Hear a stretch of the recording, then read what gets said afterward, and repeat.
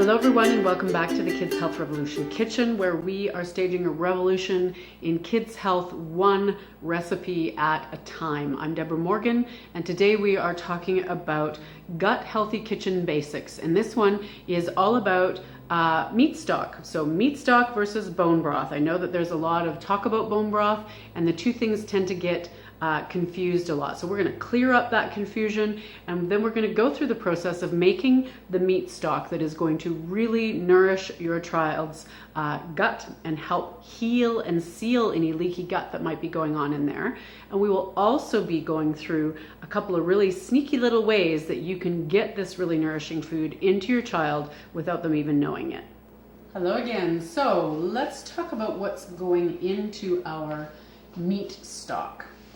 And I want to talk a little bit about chicken feet. So you can see I got some chicken feet here, and I know a lot of people get a little squeamish when it comes to the chicken feet. And I will admit it wasn't my favorite thing to deal with at first either, but these little guys are so full of the collagen and the little tiny joints that have so many of the rich amino acids and the collagen that is really going to help your child's gut. So I managed to get over my aversion to this just because I know it has so much goodness in it for my child. So it is all those little tiny joints, those knuckle joints, even the little nails, which I know gross people out a lot, have lots of minerals in them and the calcium, and so when we boil those down we are getting that nutrition from them. So if you can manage to get over the squeamishness of it, I highly recommend you throw a few of those into your meat stocks just to really boost up that nutrient density. And so I'm going to tell you a little trick as well in dealing with these chicken feet that is going to make a really big difference for you. But first, the next thing that we're using is a couple of chicken carcasses. And usually you can find them from your butcher or at your natural food store, vacuum sealed in packages like this. If you're buying your meat products directly from the farm gate, even better. You might be able to get them that way as well. And chicken carcasses are quite inexpensive. So these two carcasses are only $8 and they're organic, pasture raised chickens. And this is really good as well because you can see here there's a lot of meat on these bones. You've got all the little spinal bones in there. You've got the wing joint still in there.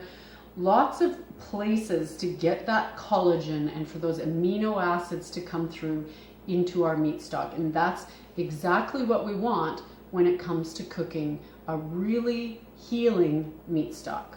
So now one little trick for your chicken feet: they can add a bit of a strange smell to your broth, which can be a little off-putting for us when we're not used to that. So I learned a little trick from a colleague of mine that she heard from a lady that she knows, a Chinese lady, and the Chinese culture uses a lot of chicken feet, so I know that they would know what they're talking about in terms of these tricks. So you're just going to put your chicken feet into some boiling water and put them on the stove and let them boil in the water by themselves for 10 minutes. And then we're going to throw this water away, give the feet a little rinse, and then carry on with our stock. I have parboiled my chicken feet for 10 minutes, then I drained the water off, gave the pot and the chicken feet a little rinse out, and they're back in the pot ready to be cooked with the rest of our stock. So I do have 2 chicken carcasses here that are going in. If you can get them with the neck on, even better, because we've got some great little meaty joints in there that work really well for making a great gelatinous chicken stock, and that's what we're looking for, is that really nice gel. So if you are not able to get your hands on the chicken carcasses for any reason, or you would just prefer not to do it that way, you can always use a whole chicken. So this is a really great and economical way to do it as well. So you buy yourself a nice pastured chicken, and instead of putting in the carcasses, you'll do the same thing with the feet. Then you're going to put your beautiful little chicken down in here, and you're going to boil it for about an hour to an hour and a half until the meat is cooked. And then you'll remove the chicken, peel off most of the meat, not all of it, because you want some of it to go back in. Peel off a lot of the meat, set that aside that you can make some really nice pulled chicken recipes with, and then add all the bones and the skin and all of that stuff back into your stock pot and continue to cook it. So that's a great way to make really good use of your chicken. Now, let's talk about bone broth, because this is where we get a little confused. Oftentimes, you'll see people roast a chicken, they'll eat the chicken, eat most of the meat off, and then with really bare bones, with not a lot left on them, put that into the stock and cook it for a really long time. And that is more of a traditional classic bone broth versus a meat stock. So the key differences are the amount of meat that is around the joints. So you can see a lot of meat around here. It's not just those bare bones after you've peeled every little bit of meat off of your chicken. And the amount of cooking time. So a meat stock is actually only cooking for about 4 to 6 hours, as opposed to a bone broth that would cook between 24 and 48 hours. Now, a bone broth is going to give you way more minerals because of the longer cooking time. However, it will also be higher in histamines. And histamines can be a problem for some of our little kiddos when they are just beginning their gut healing journey, especially if they're kids with issues like eczema or asthma, and even sometimes autism and ADHD can be a little bit sensitive to the histamines. And histamines naturally build up on any food as it ages. So the longer that we cook these foods, the more histamine is going to build up on them. So if you're just starting out on your gut healing journey, or you're doing the GAPS intro diet, a meat stock is the place that you want to start. And then once you've got significant healing in that gut accomplished, then you can start moving into using more of a bone broth type preparation. So I hope that straightens that out for us. Now we're going to add in some water and talk about flavorings. You want to add enough filtered water. It's very important to use filtered water because you want to get rid of as many of those impurities that come in our modern day tap water as you possibly can, including the chlorine. So I've got about 4 cups here. It'll depend on the size of your stock pot. For a stock pot about this size, 2 chicken carcasses and a small package of feet, I've used about 12 cups of water to make sure it's quite well covered. So this is your basic preparation. Now we can talk about flavorings. Of course, we want to add salt, and a good quality salt. So this is Himalayan rock salt, nice pink rock salt. A couple of nice healthy pinches of that.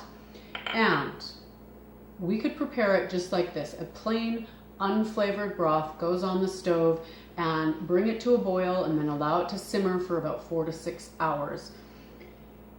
I like to make the unflavored stock. I make it quite a lot because this is the one that's so easy to sneak into our kids without them knowing it's there. So especially now that we're coming up to summertime and we might not be wanting to make as many soups, it's not as appealing to be eating soup in the summertime. So making an unflavored chicken stock makes it really flexible. So you can use it to make things like hot chocolate, even just plain old chocolate milk.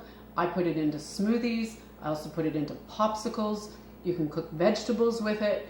All kinds of different things that you can do with it when you use an unflavored stock. And I will have some recipes coming up for you as well. On the Kids Health Revolution website, there is a recipe for hot chocolate that uses unflavored homemade chicken stock. So we just know that we're using these different ways to get this nourishing food into our kids without having to have them either just drink the stock itself or eating soup all the time, which are perfectly good options if your child's willing to do that. I know some of them aren't. So this is a really good technique to make sure you're getting it into your kids. So if you wanted to add flavor, then we would go in with our vegetables. So I would add, if I was going to flavor this, I would add a couple of nice size organic carrots. I would also add celery, which I don't happen to have on hand to show you, as well as some nice herbs. So here I have some flat leaf parsley. I would also throw in oregano or anything like that I have. And half an onion would go in there, half a peeled onion. I wouldn't bother cutting it up, just toss it in exactly like that.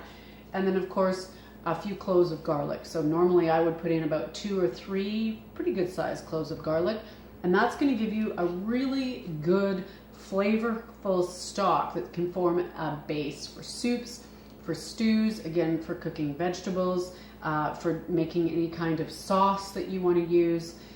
Anything that you want to use stock for, this is going to be a good base and good flavor. So there you go. We would put this on the stove. Again, let it cook for 4 to 6 hours. We're going to remove the carcass, we're going to remove the feet, and we have a beautiful, nourishing, gut healthy food that we can store in mason jars, put them in the fridge, and we've got them for the entire week. You can also put them in mason jars and keep them in the freezer for, usually I don't like to keep mine over a few months, so I'd say 3 to 6 months is the maximum I would keep it, and then start replenishing and making new stuff. So there you have it. If you have any questions, please feel free to put them in the comments below. I'm happy to scroll through and answer any questions that come up. If you like this video, please give it a little like down there. Share it with anybody that you think would benefit from this information. I look forward to seeing you again really soon. Take care.